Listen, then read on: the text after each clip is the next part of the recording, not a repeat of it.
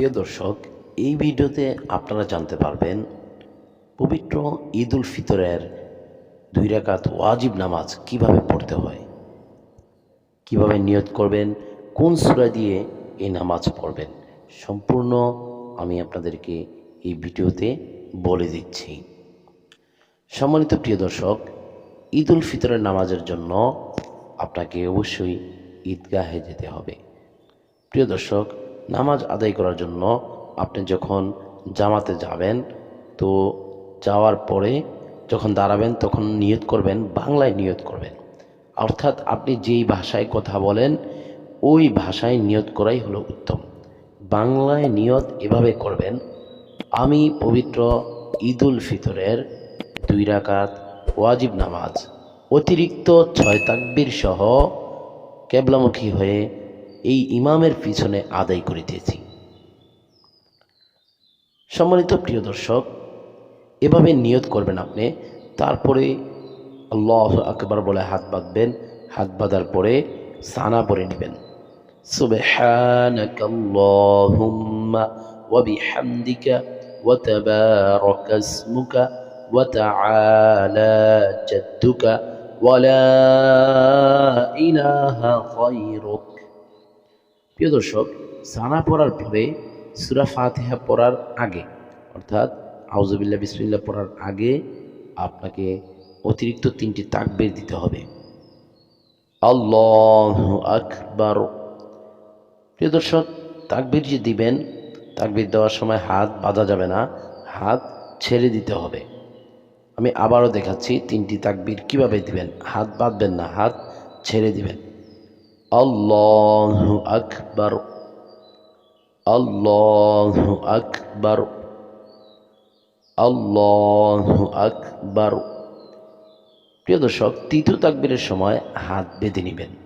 তারপর আউযুবিল্লাহ বিসমিল্লাহ পড়ে তারপর আউযুবিল্লাহ বিসমিল্লাহ পড়ে সূরা ফাতিহা। সূরা ফাতিহা ইমাম সাহেব পড়বেন, আপনারা মনোযোগ সহকারে শুনবেন। যেহেতু ঈদের নামাজ জামাতে আদায় করা হয়, তো আপনি যখন জামাতে ঈদের নামাজ পড়বেন তখন আপনি এভাবে ইমাম সাহেব সূরা ফাতিহা পড়বে, আপনি শুনবেন। তারপর একটি সূরা মিলাবে, সেটিও আপনি খুব মনোযোগ সহকারে শুনবেন। তারপরে প্রিয় দর্শক, রুকুতে চলে যাবে ইমাম সাহেব। আপনি ইমাম সাহেবের সাথে রুকুতে যাবেন এবং রুকুতে যাওয়ার সময় অবশ্যই ইমাম সাহেব আল্লাহু আকবার বলবে, আপনিও সাথে আল্লাহু আকবার বলে রুকুতে যাবেন। অন্যান্য নামাজের মতো রুকুতেও রুকুর তাসবিহ 3 বার, 5 বার অথবা 7 বার পড়ে নেবেন। তারপর সামি আল্লাহু লিমান হামিদাহ ইমাম সাহেব বলবেন, আপনি সোজা হয়ে দাঁড়িয়ে মুসল্লি হিসেবে, আপনি মুক্তাদি হিসেবে আপনি সোজা হয়ে দাঁড়িয়ে রব্বানা লাকাল হামদ পড়বেন।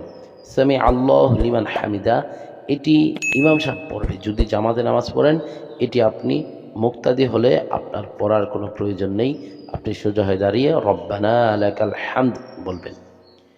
প্রিয় দর্শক, তারপরে সিজদায় চলে যাবেন, আল্লাহু আকবার।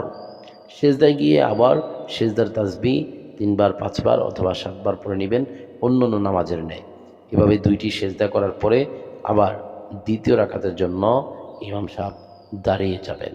প্রিয় দর্শক, দ্বিতীয় রাকাতে দাঁড়িয়ে ইমাম সাহেব সানা পড়বেন না। সানা না পড়েই আউযুবিল্লাহ বিসমিল্লাহ পড়ে সূরা ফাতিহা পড়বেন। সূরা ফাতিহার পরে একটি সূরা মিলাবেন।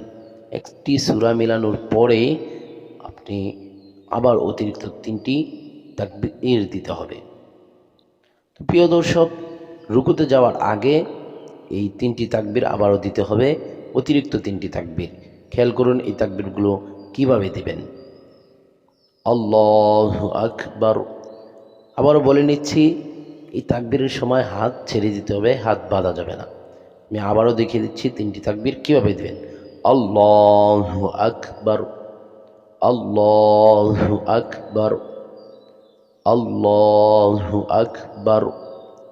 চতুর্থ তাকবীরের সময় রুকুতে চলে যাবেন, আল্লাহু আকবার। প্রিয় দর্শক, রুকুতে গিয়ে আবারও রুকুর তাসবিহ 3 বার, 5 বার অথবা 7 বার পড়ে নেবেন। এভাবে প্রথম রাকাতের ন্যায় রুকু থেকে সোজা হয়ে দাঁড়িয়ে রব্বানা লাকাল হামদ, তারপরে আবার সিজদায় গিয়ে সিজদার তাসবিহ এভাবে পড়ে তারপর শেষ বৈঠকে বসে অন্য নামাজের মতো তাশাহুদ, দুরূদ শরীফ, দোয়ায়ে মাসুরা পড়ে নেবেন। প্রিয় দর্শক, আশা করি বুঝতে পেরেছেন। আল্লাহ তাআলা আমাদের সবাইকে ঈদ উল ফিতরের নামাজ সুন্দরভাবে আদায় করার তৌফিক দান করুক। প্রিয় দর্শক, অনেকেই এমন করেন 2 রাকাত নামাজ পড়ার পরে খুতবা না শুনে বাড়িতে চলে যান। অবশ্যই আপনারা খুতবা শুনবেন। নামাজের পরে ইমাম সাহেব খুতবা দেন, ঈদ উল ফিতরের খুতবা শুনে দোয়া করে তারপরে বাড়িতে যাবেন ইনশাআল্লাহ। খুতবা শোনা কেউ মিস করবেন না। আল্লাহ তাআলা আমাদের সবাইকে বুঝার তৌফিক দান করুক। আমিন।